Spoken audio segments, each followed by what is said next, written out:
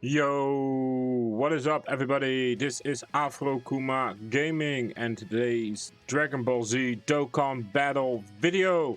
I'm going to discuss: will I summon on the Divine Combat Begins Super Saiyan God, Super Saiyan Goku, and Super Saiyan God, and Super Saiyan Vegeta? So yeah, the banner is not great. It's basically a giant, huge strap banner. In my opinion, the units. Man, oh man. People were expecting Vegeta and Trunks, but sadly we are getting the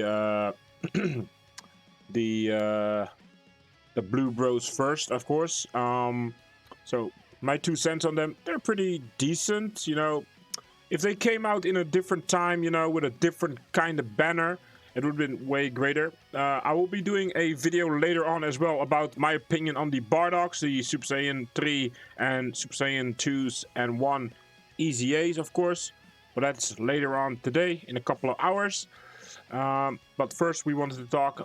I wanted to talk about the banner and the stuff that's coming to global in like 12 hours or so.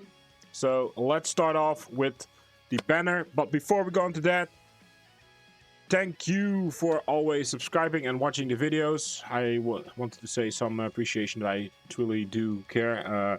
I know I'm not the best and or the most how do you say this, the most everyday uploader. I will try and do my best. I try to do this because sometimes I just want to have fun, and yeah, I might be doing some changes, like I said.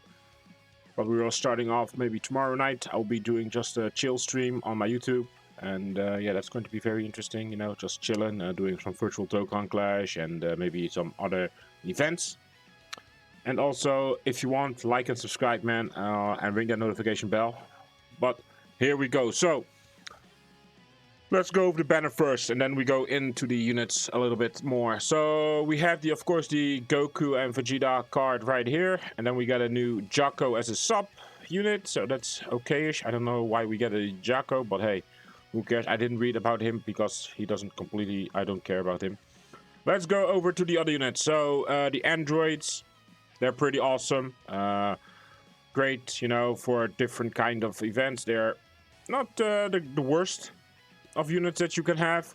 The Vegeta is great for overall general events and what's shorter content. He's not built for longer content, so yeah, it's not bad.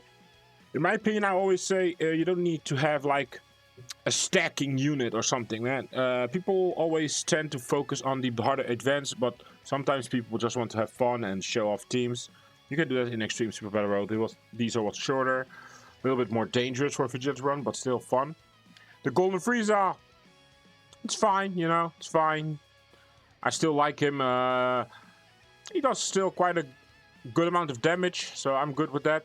The Beerus and Jiren, yeah, I'm not going to say much. They're all dated, so yeah, you do whatever you want. And the SSRs are just cannon fodder. You can use the Jackos if you pull them to raise up the SSR. The Beerus to raise up the SSR Beeruses, and yeah, that's about it. So, enough of the banner. This is a huge skip as well for some people because they might be interested in heroes. November is coming, so Thanksgiving will be hype. And then, of course, the month of December will be a little bit slow. But hey, at the end of it, it will be exploding again. So yeah, I recommend free-to-play players. If you like heroes, if you want to prepare what's coming in November, December, don't summon on the banner. This is a big, hey, look at this strap banner in your face. For the semi free-to-play or pay-to-play, whatever you want to call it, you can do tickets or maybe buy the small packs. I know for the Europe countries, the prices have skyrocketed like a lot. It's understandable if you will not. I think that it's a stupid mistake, but hey, this is what it is. We cannot change anything about it, sadly. But I think it's just their way of Europe, you know, trying to force out gacha-like games and loot boxes and live service games as well. So yeah, That's the next step of it. That's my opinion. That's my thoughts. It's not a fact or whatever, but that is how I think about it. So yeah. And if you're Will, you will just ignore my advice and just summon until you are blue in the face. So yeah. And what will I do? I'll probably be a dumbass and summon with tickets and then get shafted. If there's a discount, I might do one discount rotation. And that is it. Nothing more, nothing less. So let's go over units first. The leader skill is Realm of Gods or Mastered Evolution, category Ki +3 and HP and Tech defense plus 170%. Plus additional HP attack and defense plus 30% for characters who also belong to the Pure Saiyans category. The Pure Saiyans category will have a lot of 200-ish leader skills. That's going to be very, very interesting. Because I like the Pure Saiyans and you can build a lot of crazy teams around that. Especially with the Realm of Gods and the Mastered Evolution, it's going to be interesting. So this is the Goku version, of course. He is a stacker. He raises attack and yeah, causes immense damage to enemy. Nothing too insane. This guy you will be probably seeing the most, like I said. It's a dual card, so yeah. His passive is activates the entrance animation upon entry, once only, Ki +3, and launch an additional attack that has a high chance of performing a super. Becoming a super, not performing. For 3 turns from start of turn. Attack and defense plus 150%. Plus additional attack and defense plus 50% when performing a super attack. Plus additional attack and defense plus 25% with each attack performed up to 100%. So, yeah. How should you build this guy if you are pointing him out? Because this guy is going to be weird. This guy wants, like, additionals, right? Then we go over to the Vegeta. In my opinion, I like the Vegeta a little bit more. That's my opinion. I don't know how you guys think about it, but I like Vegeta more. But sadly, you can only get him after, by the way, after 4 turns. So exchange with another character, it's an exchange unit basically. Can be activated starting from the 4th turn. From the start, yeah, 4th turn. From start of battle. Once only. So that is the problem. You know, it's a good thing, but this guy, you know, you should have gone maybe 3rd turn or something like that. I don't know. Because then you have a choice in the matter, you know? Then let's go to Vegeta. He is going to be a yeah, interesting unit in my opinion. It greatly raises attack and defense for 1 turn and causes immense damage to enemy. Randomly changes key spheres of a certain type, in type excluded, to rainbow key spheres for 3 turns. Come start of turn. Attack and defense plus 150%. Plus an additional attack and defense plus 50 when performing a super attack. And chance of performing a critical hit plus 25% plus additional key plus 1 per rainbow key sphere obtained. So after 4 rainbow key spheres, he will have a 100%-ish crit rate. That's going to be very interesting. That's why I like him a little bit more. So the additionals are good, but some, you know, like I said, you'll probably be seeing the Goku more. So what you can do is you can throw in a mixture. You know, like additionals and crit, like, because yeah, it's difficult, man. And of course, the 4 key is rainbow key is very difficult to get, but at least you get maybe 2 or 3 at the most. So yeah, it is a good unit overall, and I still would tend to go a little bit more focused on the crit, like maybe 9 crit. I don't know how exactly I'm going to do this, but maybe 9 crit and more additionals. You know, it helps Vegeta a little bit as well, but the Goku needs the crit though, so it's your choice. That's going to be very, very interesting. Then we have the Jaco. That's about that unit. Yeah, I don't really care about it. Costs supreme damage with a great chance of stunning. That's great. He's not bad. Yeah, he's a fun unit to have, you know. He's a mini lead for Defenders of Justice. He will give a Ki +3 attack and defense plus 140%. Great chance of evading enemies' attacks, including super attack as the first attack in a turn. Attack enemies, attack and defense minus 20% for 2 turns, and high chance of evading enemies' attack, including super attack as the 2nd or 3rd attacker in a turn. Plus additional plus 60% when attacking an extreme class enemy. Like I said, man, this guy is just average. I don't know. You know, sometimes, you know, you have the feels for the unit, like, and Jaco isn't hype, you know. I understand why he's here. You know, he's part of this momentum, but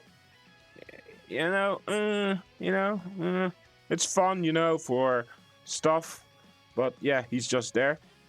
Let's go to some fun stuffs because this I like. The free-to-play LR gets his EZA finally on global after almost 6 months, so that's going to be very nice. He will be in 130% leader skill. That's pretty solid. Greatly raises attack and defense for 1 turn. Causes colossal damage to enemy. The Ultra Super Attack is greatly raises attack and defense for 1 turn.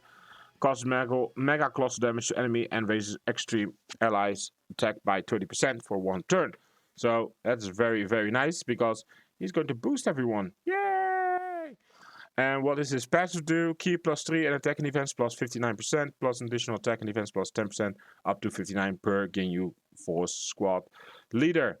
On the team, of course. And extreme class allies attack and defense plus 30%, and category allies attack and defense plus 29%. So he's a nice attacker, and he supports the Ginyu Force. Come on, man. With the EZAs, he's quite good, man. It's a pretty solid unit. I like him. I like him a lot. So yeah, it's pretty rock solid here, in my opinion. So yeah, good luck with that, man. It's going to be very enjoyable. So that's one of the things. It will be an Extreme Z area, of course. It's the same one where you can do the the Ginyu Force, of course. So they will be added at one stage, and then you have a passive friend for the team LR Bardock. So it's pretty straightforward. Just use the free-to-play Bardock team, and you will just decimate this guy's face. Pretty straightforward. Pretty straightforward, man. It's not too difficult. Then, the father of the most tyrannical menace of the universe, King Cold. This is a very solid unit for the only King Cold in the game. So what does he do is greatly raises attack and defense for 1 turn, causes supreme damage to enemies, and lowers attack and defense. Attack and defense plus 100%, plus an additional Ki +3 and attack and defense plus 50%, and Wicked Bloodline category allies attack and defense plus 25, when HP is 50% or more. All enemies attack minus 25% and defense minus 50%. Okay, that's nice. That's the added bits, but I don't care. Plus additional defense plus 100% and a medium chance of sealing all enemies. Super attacks when facing a pure Saiyans, hybrid Saiyans category enemy if there's an ally whose name includes Frieza. Attacking in the same turn, plus an additional attack plus 50% when the target has its attack super seal. So that is going to be very nice with every Frieza in the game. I like this guy a lot, for the only cooler King Cold. Well, cooler, lol. It's still a shame that he doesn't have a Dokkan or sub unit, whatever, It's very shameful. Like, I'm going to be enjoying Chilled when he's going to get his EZA. So that's going to be very interesting. Very interesting indeed. So this is also the EZA place for him to be. The weakness is time travelers. It's going to be very simple to do. Time travelers are like so stacked, good, evil, whatever you want. It's going to be super duper easy. Yeah, nothing to say here. It's pretty standard. Like, these are the missions. Super Saiyan Trunks, future, time travelers, boop. Beep, bop, boop, you are the winner. So, yeah.